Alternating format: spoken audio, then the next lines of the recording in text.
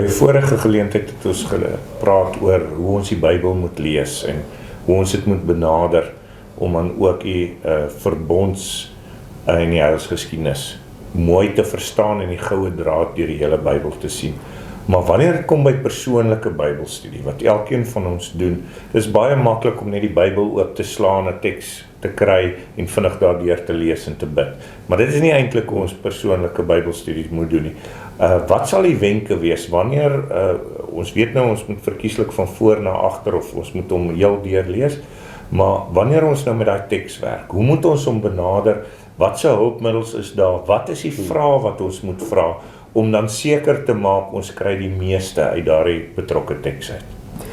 Ja, ek dink dit begin daarmee dat 'n ou moet bereid wees om 'n bietjie tyd af te staan. Soos jy sê, mense is geneig om vinnig iets te lees en vinnig 'n gebed te doen en dit in 5 of 10 minute te wil afhandel. Ek dink die eerste groot stap is om vir jouself tyd in te ruim te sê, ek gaan 'n bietjie tyd daaraan spandeer. En as jy dan 'n bietjie tyd het om mee te werk, dan is daar 'n bepaalde klompie riglyne wat 'n mens kan volg wat regtig vrugtevol kan wees in jou persoonlike Bybelstudie. So die eerste een daarvan is doen dit bidend. Doen 'n gebed voordat jy begin, want uiteindelik is dit God se woord wat tot ons spreek. Dis God wat dit ingegee het, die hele skrif ingegee het, en dis hy wat dit gespreek het, en dis deur sy Heilige Gees wat ons dit kan verstaan ook. So ons bid om die wysheid daarvoor om dit te kan verstaan. En dan lees 'n mens die teks nadenkend, oordenkend, bidend deur. Nie net lees om klaar te lees nie, lees verkieslik stadiger of lees meermale.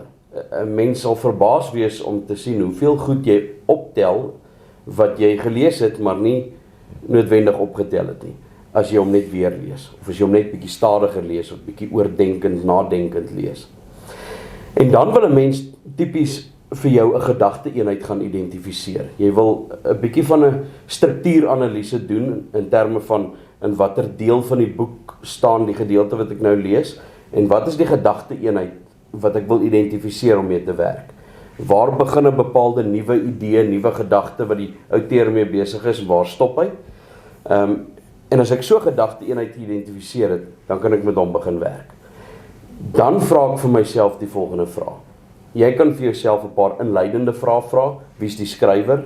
Wie is die ontvangers? As jy dit weet, wat weet ek daarvan? Wat weet ek van die skrywer en die ontvangers?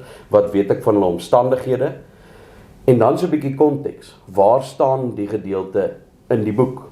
Wat staan net voor dit? Wat staan net na dit? Dis nogal dikwels baie belangrik. Waar staan dit in die boek? In watter korpus van die Bybel staan dit? Is dit wysheidsgeskrifte? Is dit wetsliteratuur? Is dit profetiese literatuur? Is dit apokaliptiek of wat ook al die geval mag wees? Dit gee vir mense 'n bepaalde idee, die genre. Is dit poësie? Is dit apokaliptiek? Is dit geskiedskrywing van hoe jy dit moet lees?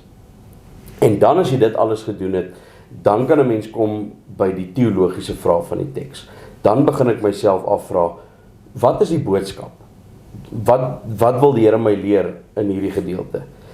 En dan spesifiek, wat sê dit van Christus? Gewoonlik, elke teks in die Bybel, nie net Nuwe Testament nie, Ou en Nuwe Testament, wys na Christus, gewoonlik op een van twee maniere. Of 'n direkte verwysing na Christus, 'n vooruitwysing, as dit die geval is van die Ou Testament, of iets wat ontbreek. As jy byvoorbeeld lees van die konings en die boosheid van 'n koning, dan is dit wat die regerende ampt moet wees, die koning moet wees, ontbreek by daai koning, en dit word dikwels vir jou vervul in hoe Christus dit is wat die koning nie was nie. Selfde met die profete, selfde met meeste ander voorbeelde van mislukkings in die Bybel. So wanneer ons lees van so iets, dan is dit in die negatiewe wat die teks spreek van Christus. Wat ontbreek, wat is in die sondige natuur van die mens, wat na voorskyn kom in hierdie gedeelte, wat vir my iets sê van wat Christus kom heel maak, kom genees, kom vergewe, kom vervul. En dan kan ek vra, wat sê die gedeelte vir my van God? Wat sê vir my van die karakter van God? Wat sê vir my van die verlossingsplan van God? Wat sê vir my van die eienskappe van God, die verskillende bepaalde eienskappe van God wat ons goed ken? En dan laastens kan ek vra, hoe behoort ek te reageer?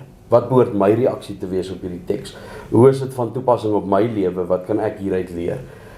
Ek dink as jy daai riglyne gevolg het, en dit bidend gedoen het derentyd en dit met moeite doen en dan kan 'n mens 'n bietjie hulpbronne ook gebruik. As jy hulpbronne tot jou beskikking het, 'n goeie studie Bybel help mens met baie van daai vrae wat jy van die teks vra.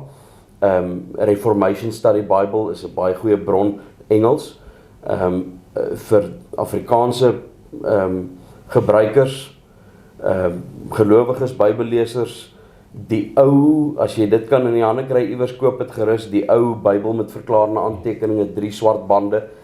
Mens kry dit baie keer in tweedehandse boekwinkels of hospisse of iewers op 'n rak.